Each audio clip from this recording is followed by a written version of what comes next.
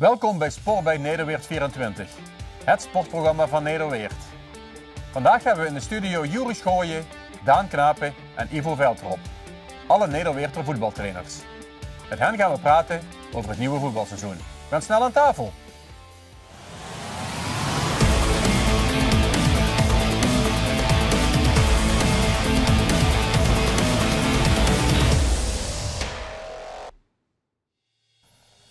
Juri Schooyen, Ivo Veldrop, Daan Knapen. Welkom bij Sport bij Nederweert 24. Deel 2 van trainers uit Nederweert in het amateurvoetbal. We gaan weer beginnen met de welbekende stellingen. Juri, we beginnen bij jou. Nog één keer passen. Ja. Amateurvoetbal in België of in Nederland? België. Met je hond wandelen of trainen? Trainen. Het wonen in Weert of het wonen in Nederweert? Nederweert. Fortuna Sittard of VVV? Fortuna. Ik draag Merefeldia een warm hart toe of ik heb niets met Merefeldia? Ja, het eerste sowieso. Het geld in Griekenland of het geld in Nederland? Griekenland. Dat is ook niet zo moeilijk. Maar... Een avond of een nacht vissen of een Champions League wedstrijd van Feyenoord op tv kijken? Het is fijn dat Feyenoord door zou komen als Feyenoord, maar anders een avondje vissen is ook leuk. Linksbuiten of een vrije rol op het middenveld? Linksbuiten. Randy Wolters of Dylan Werker? Randy. En tot slot, Arne Slot of Louis van Gaal? Ja, Slot. Dankjewel. Ivo, als PSV-man, Feyenoord of Ajax? Feyenoord. Zomer of Merefeldia? Merefeldia. Zo. Ja, dat is verrassend, hè? Naar een wedstrijd van Zomer 1 kijken of naar een wedstrijd van Milan kijken? Milan. Wie was de beste? Schoonbroer Bram of neef Juri? Ja, neef Juri dan. Allebei goed trouwens. Mannenvoetbal of damesvoetbal? Mannenvoetbal. Arne Slot of Peter Bos? Arne Slot. De keuken van de kleine winst of de keuken van Verroost? De keuken van Verroost dan. Bijlo of Wellenreuter? Wellenreuter. People manager of groot tacticus? People manager. En de laatste, de organisatie in de club bij Zomeren of bij FC Eindhoven? Nee, 100% Zomeren. Dankjewel. Daan, MVV of VVV? VVV. Zelf voetballen of trainer zijn? Trainer zijn. Met Balo promoveren of Fortuna Sittard Europees voetbal halen? Ik had hem verwacht. Nu Baarlo promoveren was het? Ja. Ja, zeker promoveren. Maar het is een droom om ooit nog een keer een Europees wedstrijdje met Fortuna te doen. Joep of Aukje? Ja, ja dat ook je. Danny Buijs of Jos Olté? Sjors. Qua sfeer, de Kuip of het Philipsstadion? Kuip. Onze grote groepsapp of de familie Knapen app? Groepsapp. Want de knapen-app is niet zo, Bedrijvig. niet zo spannend, nee. Rood-zwart of geel-zwart? Geel-zwart. Giel van de Warenburg of Richard van den Kerkhof als coach van Brugske 1? Richard. En de laatste. De kwaliteit van de selectie van Balo is me mee of tegengevallen? Mee. Dankjewel. Heren, allemaal al een keer in de studio geweest. Maar stel jezelf nog een keer voor, AUB. Zowel sportief als privé. We beginnen bij jou, Daan. Ik ben Daan Knapen. Ik ben 31 jaar. Ik woon in Nederweert. In het dagelijks leven werkzaam als accountmanager bij AED Solutions. We verkopen AED's en alles eigenlijk wat daarbij komt kijken. En per dit seizoen hoofdtrainer van VV Baarlo. Uitkomend in de 4e klasse. En dat eigenlijk gedaan nadat ik mijn trainerspapier heb gehaald. En werkzaamheden bij de jeugd van Fortuna heb verricht.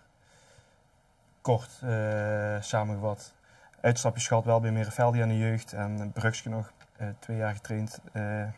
Maar verder ja, nu mijn eerste klus eigenlijk als hoofdtrainer in het seniorenvoetbal.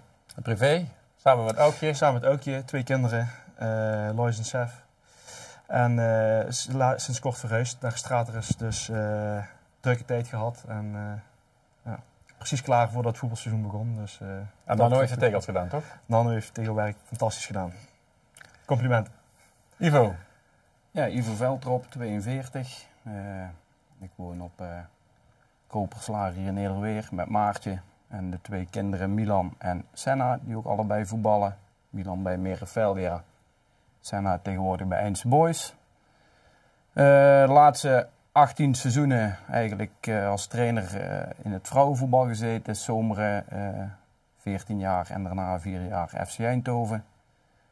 Altijd de ambitie gehad om bij de heren aan de slag te gaan. En die stap die heb ik eigenlijk dit seizoen gemaakt. En ben ik richting mijn oude clubje Zomeren weer gegaan. Om eens om te kijken hoe dat gaat met de heren. Dus, Komen we zo op terug. Juri. Ja, Juri Schooien, 34 jaar. Ook woonachtig in Nederweert. Lange Weert, gewoond weer terug naar de roots. In Nederweert ook 2 kinderen, Sen en Loa. Een zoontje en een dochtertje, vrouw Mandy. En de hond Bono niet te vergeten. Nu werkzaam bij Fortuna Sittard, bij de onder 19. En zelf ook nog actief als voetballer in België. Mij? Bij Gruitrode, Nevo Gruitrode. Dus zodoende. En je komt van VVV vandaan. Hoe bevalt het bij Fortuna Sittard? Ja, vanaf moment 1 ook prima. Dat was bij VV trouwens ook zo. Ik heb bij beide clubs zelf gevoetbald natuurlijk. En via kom je dan gewoon wat makkelijker binnen. Dat was bij VV zo en bij Fortuna ook. En afgelopen seizoen bij VV goed jaar gehad, kampioen geworden met onder 19. Toen kreeg ik eigenlijk een beltje vanuit Fortuna. Bij VV kon ik ook blijven, alleen bij Fortuna, dit is gewoon een Eredivisieclub en dat is alles gewoon wat verder. Trainen ook gewoon al met data bij de onder 19 als bij VV niet. Dus. En eigenlijk ook een beetje via mijn neef Jordi Briels binnengekomen, want die zat er al. Dus die was al assistent van Ami. En die hebben mij gebeld, een gesprek gehad met de hoofdjeugdopleiding. En die wou mij graag toevoegen aan de staf. Dus zodoende ben ik bij Fortuna aan de slag nu. Dus je zit samen met Jordi in de staf? Ja. En welke Ami? Is Ami de ex-voetballer? Is de hoofdtrainer? Ja, en dat is de hoofdtrainer. Rechtsback? Ja, klopt. Die heeft helaas wel een ernstige ziekte nu gekregen. 40 jaar heeft kanker gekregen nu. Oh. Dus dat is wel wat minder. En nu is het eigenlijk, hebben we zo afgesproken dat ik en Jordi eigenlijk de volledige groep dagelijks op ons pak. Zowel trainingen en wedstrijden totdat Ami zo snel mogelijk hopelijk weer beter is. Ja. Heftig. Ja. Ivo, hoe bevalt het bij jou? Zomeren 2. Het bevalt goed. Ik begin heel erg zoeken, heel erg wennen. Ook natuurlijk de laatste 8 jaar sowieso altijd hoofdtrainer geweest. En nu ben je toch trainer van het tweede team. Dus dat is ook net wat anders werken. Je moet wat meer in dienst van werken. Maar het valt me niet tegen, moet ik zeggen. Je lijkt me ook wel een persoon die dat kan.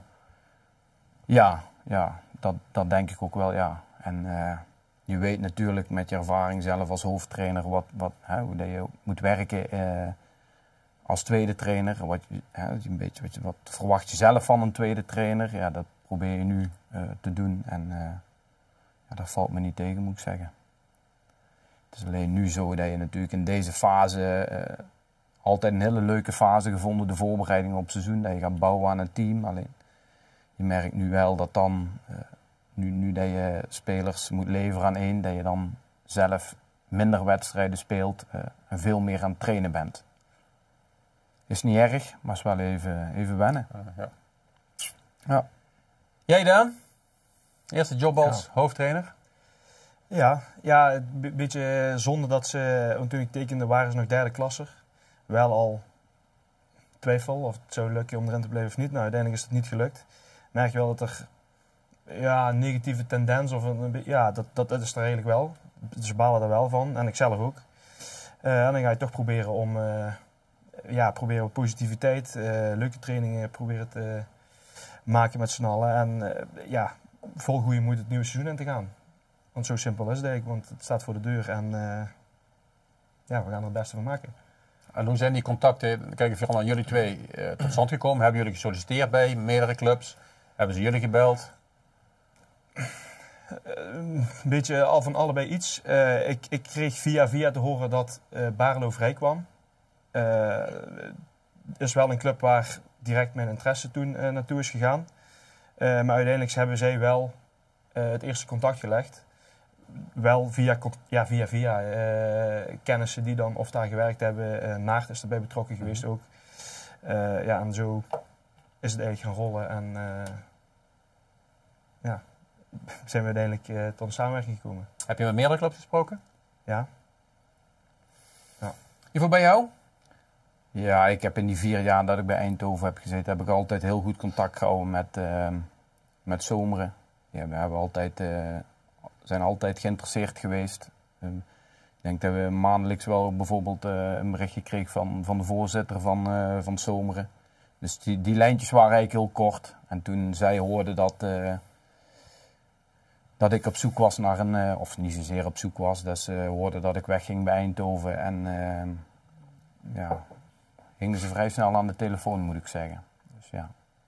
En ging jouw voorkeur niet uit naar een standaardteam? Ik ging er heel open in. Ik heb het begin van het vorige seizoen al bij Eindhoven aangegeven dat het mijn laatste jaar zou worden.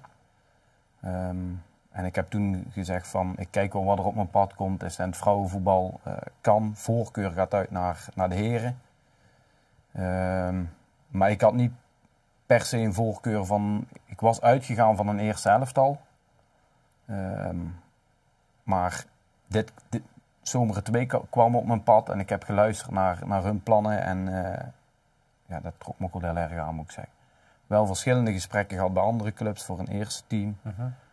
En, de keuze op Zomeren gevallen? De keuze is op Zomeren gevallen. En bij sommige clubs mocht je door in de gesprekken. En bij de andere had ik zelf geen best gevoel. Dus uiteindelijk denk ik achteraf voor mij nu, zeker met hetgeen waar ik vanaf kom, dat dit de beste keuze is. Ja.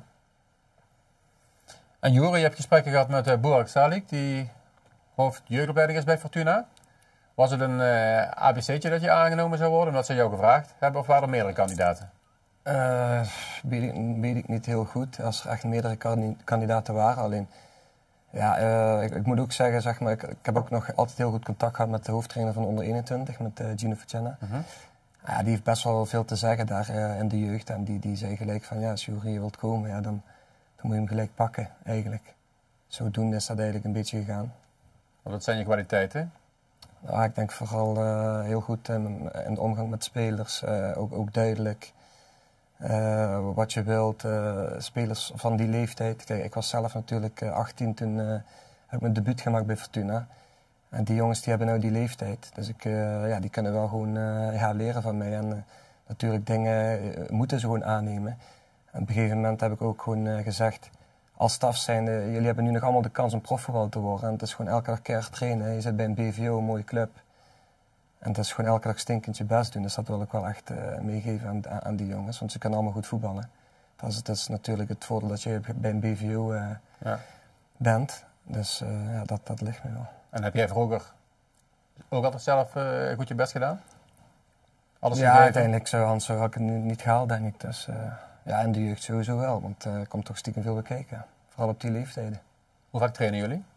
4 keer in de week en zaterdag wedstrijd. Dus maandag, dinsdag, donderdag, vrijdag. Zaterdag wedstrijd. En is het overdag of 's avonds? Overdag. Dus de jongens doen eigenlijk niks anders dan voetballen en naar school gaan? Ja. En voor jou is het nu ook je baan, samen met het voetballen in België? Ja. Ivo, jullie, qua trainingsarbeid? Gewoon dinsdag, donderdagavond trainen.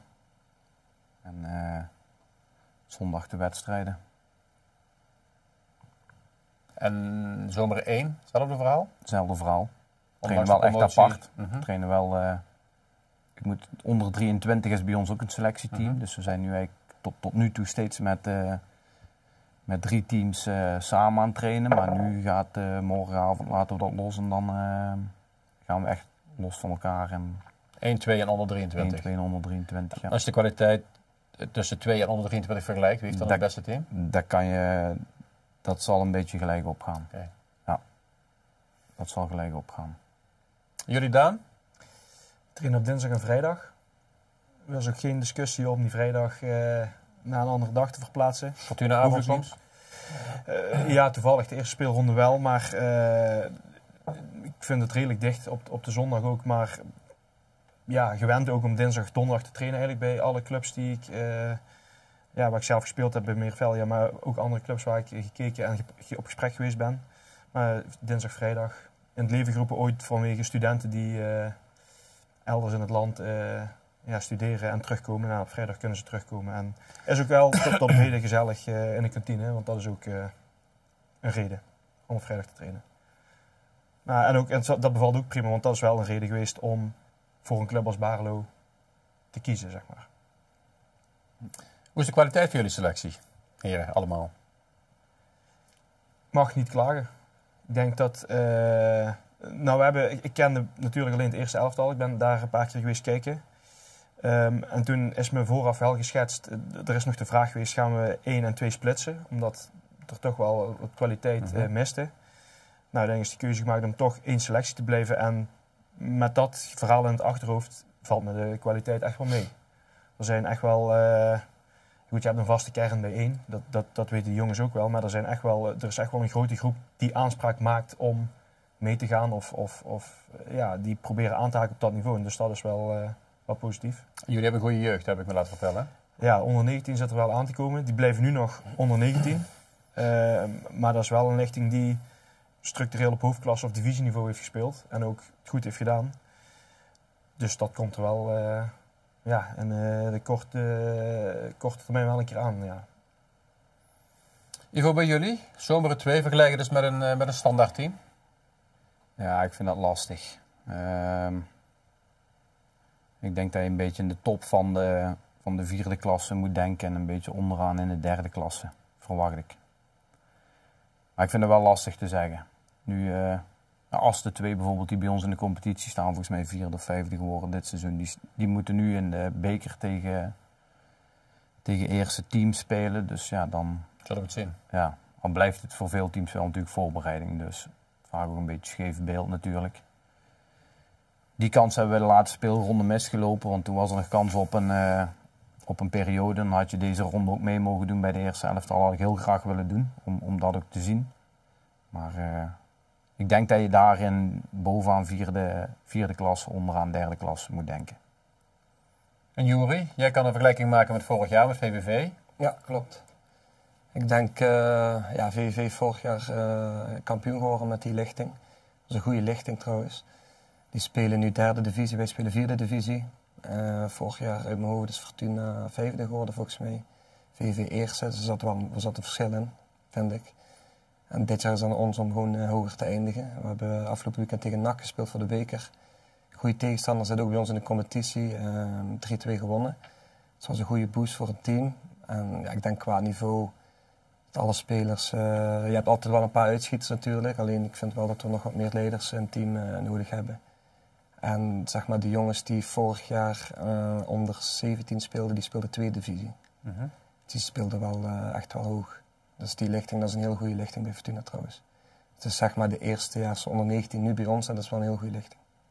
En zijn er spelers bij, ja, dat zal altijd wel zo zijn, andere spelers die bij Fortuna, maar zijn er echt jongens bij waarvan jij denkt dat ze het eerste elftal gaan halen? Ja, dat is lastig te zeggen nu. Uiteindelijk hoop ik zoveel mogelijk. Maar als je heel realistisch moet zijn, denk ik... we trainen nu bijna dagelijks met een man of 24. Dat is eigenlijk echt heel erg veel. We krijgen nog stagespelers eigenlijk elke week binnen. Van? Nou, eentje toevallig uit Griekenland, van AEK Athene. Een spits, ook wel een goeie. Maar ja, Fortuna is best wel breed in scouting. In het buitenland, overal in Nederland. Dus bij VV zag je vooral de scouting om Venlo. En bij Fortuna we hebben jongens uit Den Haag, Rotterdam, Utrecht. Dus dat is wel anders. En spelen ook amateurclubs dan? Of komen die van ADO, van Feyenoord, Sparta? We hebben vaker wel van amateurs, ja. Dus dan de betere van die amateurclubs die sluiten aan bij Fortuna. Maar nogmaals terugkomend op die vraag. Het is lastig. Hè. Als ik zeg nou van de 24 gaan het 10 halen, dat is echt heel erg veel. Als er 5 halen is ook veel. Heb je jongens in je hoofd waarvan je denkt, die zou het wel kunnen redden? Ik heb er wel een paar in mijn hoofd, maar dat ga ik hier niet zeggen. Nee, dat vraag ik ook niet. Maar... Oké. Ivo, Alle respect voor een tweede elftal. Ja. Maar je wil denk ik wel ooit een eerste team gaan trainen, toch? Ja, die ambitie heb ik natuurlijk wel. Ja. Maar ik zeg al, ik ben 18 jaar in het vrouwenvoetbal gezeten. Dit is echt wel wat anders. Waarom? En ik denk, omgaan met een groep vrouwen is heel anders dan omgaan met een groep heren. En het is allebei goed. Alleen, ik bedoel, als ik een voorbereiding had met damesvoetbal, dan merk je al dat je heel snel in de gesprekken kwam te zitten. En snel al onzeker van, ga ik het eerste wel halen? Die gesprekken heb ik nu bij Zomeren nog niet gezien. En ik betwijfel ook of die er gaan komen. Ik merk al heel gauw van, iedereen weet wel een beetje wat het niveau is. Dus bij dames was je daar heel erg mee bezig. Maar uiteindelijk, ik wil wel de stap naar... maar ik zeg al, ik vind het nu fijn om het is toch een beetje op de achtergrond, noem ik het maar. Om eens te kunnen kijken van, werkt dit ook, zeg maar. Wat bij het vrouwenvoetbal wel lukt, zeg maar. Jij als type trainer bedoel je? Ja. Daan, Balo gedegradeerd. Hebben we het er net al even over gehad. Balen of blij? Balen. Ik krijg vaker de opmerking, dan kun je fijn bovenin je meest kun je promoveren. Maar ik denk dat het gemakkelijker is om in de derde klasse te blijven dan om van 4 terug naar 3 te komen. En er zijn ook nog een aantal jongens, en dat is absoluut niet indekken, want het gebeurt gewoon, maar er zijn een aantal jongens, basisspelers vertrokken. Ja, zie maar weer terug te komen. En dan verwacht ik echt wel dat we leuk mee kunnen doen. Maar een kampioenschap of een directe promotie, dat FSVO is gelukt, hè? Het kan. Uitzondering. Bevestig de regel. Dat is de regel, maar lastig. kan. Ja, het wordt heel lastig. En daarom had ik ook, want ik vind ook echt dat ze hebben vorig jaar een beetje pech gehad ook wel. Blessures, niet altijd heel lekker gelopen afgelopen seizoen. Ik vind ook dat ze daar nog steeds thuis horen. Maar zie maar weer eens terug te komen. Ja. Wel een leuke klasse, maar ook wel een klasse waarin teams staan waarvan ik denk, die zijn over het algemeen verder dan ons. Juri, wat wil je in de toekomst? Wil je jeugd blijven trainen of wil je uiteindelijk coach betaald voetbal gaan doen? Dat is een goede vraag. Ik heb nou eigenlijk in best wel korte tijd diploma's gehaald aan UvC en UvB. Dan mag je tot? Wat is dat? Tweede klasse. Tweede klas. Bij de jeugddivisies, denk ik. Ja. En nu is het zo eigenlijk dat dan moet ik 2 ervaringsjaren opdoen. Dus wat Daan nu eigenlijk doet, hoofdtrainer bij een club of zeg maar assistent op een bepaald niveau. Dus dat heb ik bij Fortuna nu wel, dus dat is al een ervaringsjaar. En dan kan je voor A, dus ik wil A wel gaan halen. Ik heb nou in mijn hoofd zoiets van echt hoofdtrainer. Ik ben er ook nog allemaal een beetje uit in het vogelen. Ik ben eigenlijk pas gestopt als prof, dus ik denk, wat wil ik? Dat is ook een goede vraag. Dus ik zou het wel echt wel nu de ambitie hebben als ik A haal, dan mag je ook assistent van een BVO. Dus zeg maar van de MVV en VV assistent trainer. Dat lijkt me wel echt wel leuk. Mooie baan. Dus dat wil ik wat doen. En dan voor die pro door weet ik niet. Snap je? Dat op dit moment niet. Maar dat weet ik in de toekomst niet. En het is ook voor mij nieuw. Ik zeg, Ivo zit er heel lang in het vak. En ik kom er nu pas in eigenlijk. En het is vooral nu met de jeugd. Dus ik heb Helmond onder 16 gehad. Helmond Sport. VV onder 19, nu Fortuna onder 19. Dat bevalt prima. En ik zeg al, die jongens hebben een goed niveau. En het is nog jeugd. En in hoeverre ik daar mee wil ontwikkelen, moet ik even kijken de komende jaren. Heb je er al met Fortuna over gesproken, over je verdere trainerscarrière? Ik heb er wel over gehad. En ze zeggen eigenlijk ook gewoon van, dit is ook het eerste jaar van jou. En je wil ook gewoon eigenlijk zien wat je kan. En dan volgend jaar gaan we kijken als we eigenlijk daarin verder kunnen. Dus ook wat meer verantwoordelijkheden, meer dagen.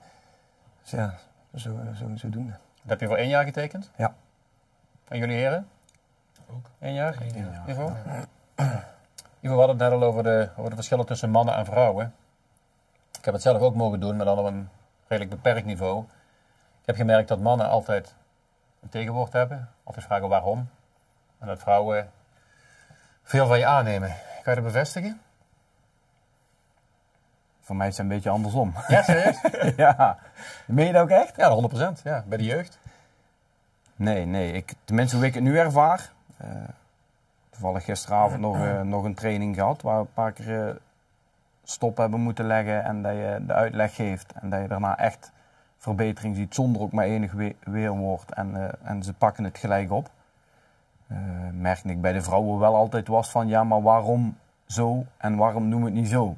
Dan raakt hij sneller in. Zo heb ik het echt ervaren. Dus ik vind wel Kan met niveau te maken hebben natuurlijk. Hè? Kan met niveau te maken hebben. En daar in die groep van Eindhoven zat ik wel heel erg veel voetbalverstand. Ondanks dat meiden waren, Rick.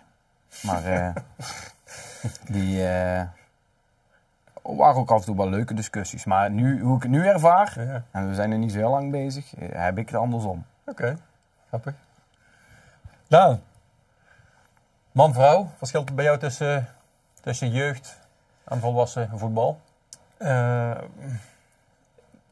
Ja, bij Fortuna is het natuurlijk ook anders. Daar heb je met geselecteerde jongens en veel voetbalverstand, maar ook wel jongens die leven een droom. Die hebben niet heel veel weerwoord, denk ik. Althans tot een bepaalde hoogte. Ze denken wel mee, maar geen weerwoord. Ja, en bij Baarlo heb ik ook nog weerwoord helemaal niet. Een beetje op twee gedachten hebben vorig jaar. Misschien je hebt ook te maken natuurlijk met je voorganger. Als ik het nu de verhalen hoor, want ik ken hem persoonlijk niet, dus daar kan ik niet over oordelen. Maar weinig inhoud gehad. Dus dat jongens wel blij zijn dat er dat er na een jaar weer over voetbal gesproken wordt en een gedachte erachter zit. En misschien mede daardoor dat het weerwoord, of hoe je het wil noemen, wat minder is. Maar het bevalt mij eigenlijk goed. Oké. Jori, man, vrouw, jeugd, volwassen. Wat is bij jou het verschil tussen profs en amateurs? Je hebt bij beide gewerkt. Ja, een wereld van verschil. Vertel. Nou, heel simpel. Ik denk, bij de profs is het gewoon, en ook veel meer trainen. Dus ik was gewoon gewend elke dag te trainen. Nu is het ook wat ik nou doe, hetzelfde wat bijvoorbeeld Ivo en Daan doen bij die amateurclubs 2 keer in een wedstrijd. Dus dat is al een beeld van verschil. Ook qua doen, qua leven. Dus ook meer kantinewerk. Ook in België hetzelfde. Elke donderdag moeten we standaard een half uur of een uur blijven zitten. Dat ben je gewoon niet gewend. Ja, natuurlijk nog zoveel dingen voor publiek spelen. Het niveau, mentaliteit, intensiteit. Dus ja, zeg het maar. Dat is gewoon een wereld van verschil. Je zag bij Van Basten en ook bij Van Persie dat ze, toen ze trainer werden bij de profs, dat ze hoopten dat de profs hun niveau ook hadden. Merk jij dat nu ook als voetballer zijnde bij Geruitrode? Ja, 100%. Met je collega's? Ja, zeker. Maar erger je daaraan of helemaal niet? Af en toe. Ja, dat is eigenlijk niet goed, maar ja, dat is gewoon zo.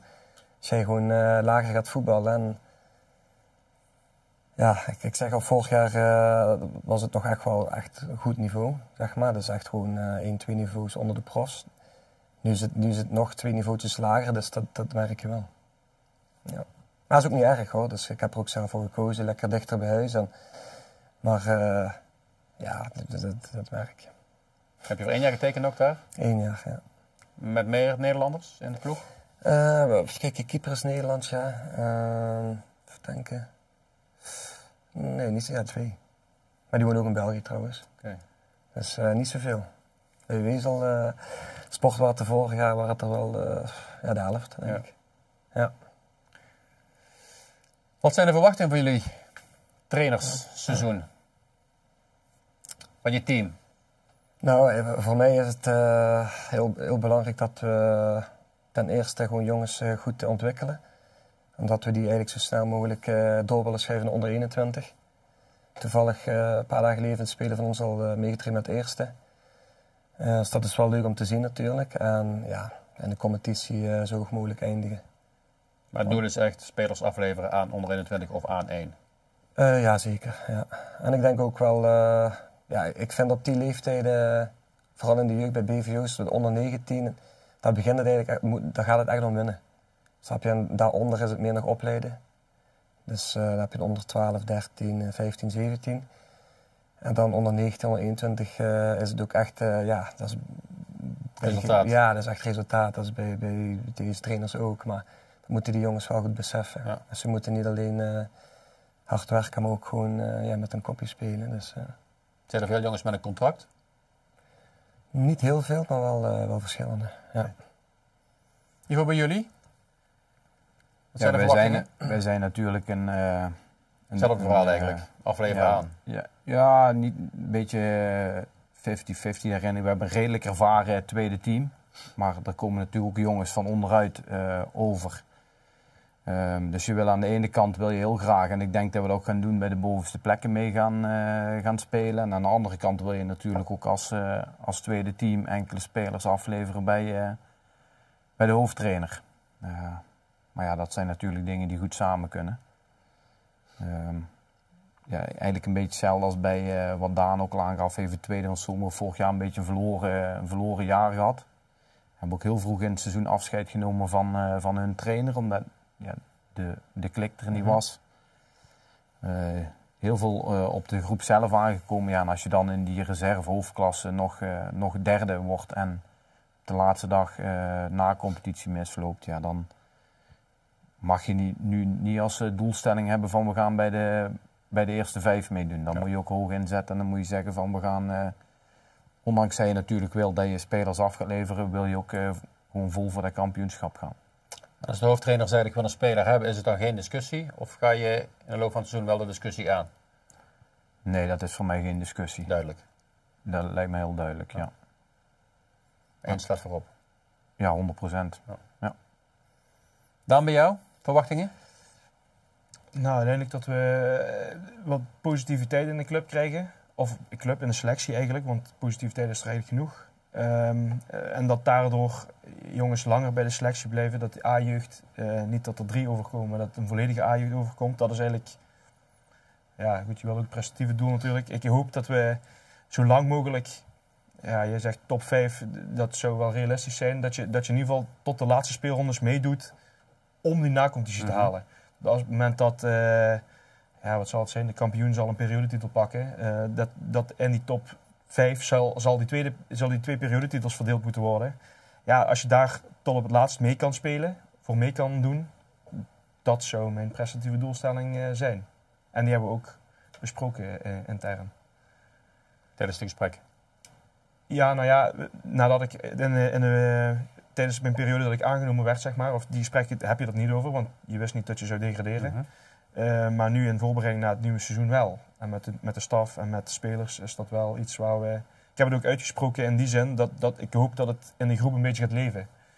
Dat haalbaar is, maar daar moeten we wel iets voor doen. En soms ook iets voor laten. Duidelijk. Ja. Wanneer is jullie persoonlijk seizoen geslaagd? Juri, voor jezelf? Dat ik me sowieso verder heb ontwikkeld als trainer. En ja, met Fortuna onder 19 zo hoog mogelijk eindigen in de competitie. En nogmaals, het zou mooi zijn als er gewoon jongens van onze lichting gewoon kunnen doorschuiven zo snel mogelijk naar 21 of naar 1. En een debuut maken? Ja. Ivo, voor jou? Ja, voor mij is het geslaagd als we dadelijk einde van het seizoen dat die jongens zeggen van we hebben weer een jaar gehad waarin we veel hebben geleerd. En ook plezier hebben gehad, want dat moet hand in hand kunnen gaan. Maar, hand in hand? Maar ja, kameraden. Nee, maar ik vind dat wat zeg maar mij lukte bij het vrouwenvoetbal, hoop ik gewoon dat het bij de mannen ook lukt. En dat is dat. Is dat. Proberen spelers beter te maken. En vooral dat ze graag komen en er plezier in hebben wat ze doen. Want ja, ik gun daar zeker deze groep, want er is ook heel erg vraag naar vorig seizoen. Dus ja, dan is het voor mij geslaagd. En Daan, bij jou hetzelfde? Ja, eigenlijk wat ik net met antwoord mee begon met de vorige vraag. Dat ik hoop dat de positiviteit binnen de selectie wat meer terugkeert. En dat we structureel een grotere, kwalitatievere selectie gaan krijgen. En uiteindelijk heb ik voor 1 jaar een contract. Maar ik hoop dat en dat is ook wederzijds uitgesproken, dat die verwachting er is. Maar dat ik daar langer profijt van ga hebben. Ja. Top. Heren, Willen jullie ergens op terugkomen of iets toevoegen aan het hele verhaal?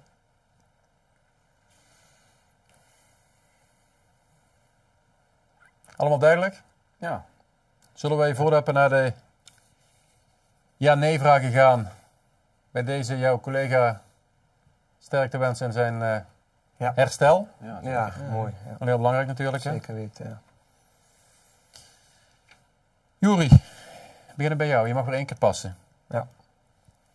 Mijn neef Ivo Veldrop traint binnen 3 jaar een stabiele 3e klasser. Ja. Feyenoord is veruit de mooiste club in Nederland. Ja. Ik zit ooit als assistenttrainer op de bank bij een BVO in het betaalde voetbal. Ja. Ik ben op het foute moment binnengekomen bij Go Ahead Eagles. Nou, fout moment weet ik niet, maar uiteindelijk misschien, ja. Mag ik het uitleggen als je wil?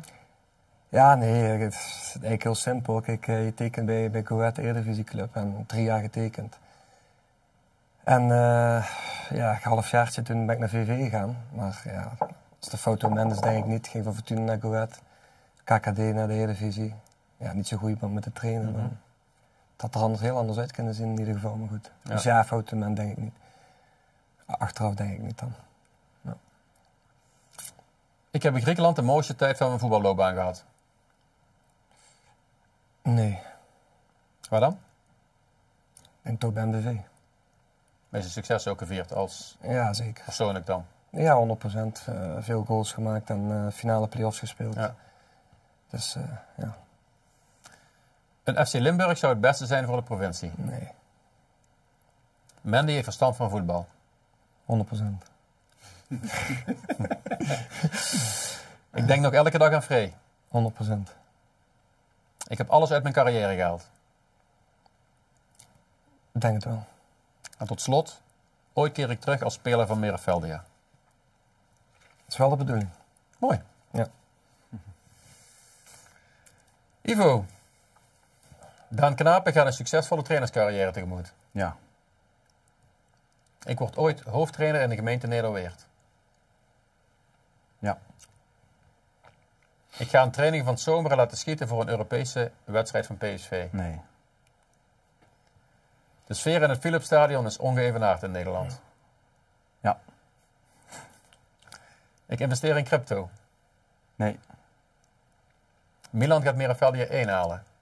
Ja. Ooit word ik trainer van Zomeren 1. Nee. Het is goed dat Rolf en Ivo aanstalten hebben gemaakt om het drank- en drugsgebruik bij Mereveldia aan te pakken. Ja. Ik raad iedere voetballiefhebber aan om Slotbal te lezen. Ja. 100%. En tot slot, ik blijf minimaal 2 jaar trainer van Zomeren 2. Ja. Dankjewel. Daan. Feyenoord. Ja. Ja. Ja, oké. Kleine ja. Ja. Ik ga bij Barlo minimaal een periode pakken. Dit seizoen? Dit seizoen. Ja. Ivo en Rolf is het ideale koppel om bij Mereveldia weer alles op poten te krijgen. Ja. Alles. Ja. Veel. Ja. Mijn zoon gaat later beter kunnen voetballen dan ik. Oeh, dat is niet zo moeilijk, maar vooralsnog is het niet echt een sporter. Maar ja, kans is groot. Ik ben van alle 3 de gasten hier de beste keeper geweest. Nee. Barlo is een ideale club om te beginnen als trainer. Ja. Juri Schooien komt nog een keer terug naar Mereveldia om een 1 te spelen. Ja. Robin van Persie. Nee. Als trainer. Ik weet het. Ik baal ontzettend dat ik niet meer alle wedstrijden van Fortuna kan zien. Ja. En tot slot, ik blijf minimaal 2 seizoenen trainer van Barlo. Ja. Heren, dankjewel voor de komst naar de studio wederom. Heel veel succes aankomend seizoen. En we hopen jullie nog een keer terug te zien. Dank je wel.